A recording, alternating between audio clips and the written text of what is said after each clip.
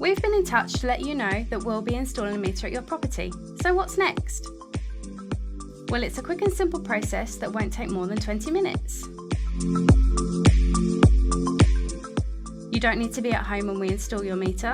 Of course, we'll check if you're in before we're starting, and if we're lucky enough to catch you, we'll talk you through what we're going to be doing. We'll always aim to fit the meter outside in the box that houses your external stop tap.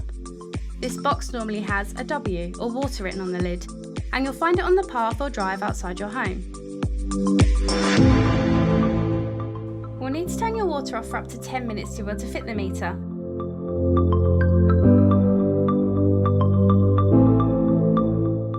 When we're all finished, we'll turn your water back on. If you're in, we'll knock on your door and make sure you're happy with the completed work, and leave a leaflet giving you all the details you'll need to know about your new meter. If you're not in, we'll pop the leaflet through your door. Quick, simple and hassle-free. It will take around 30 days for your smart water meter to settle in, and then you'll be able to see how much water you're using through your app and online account.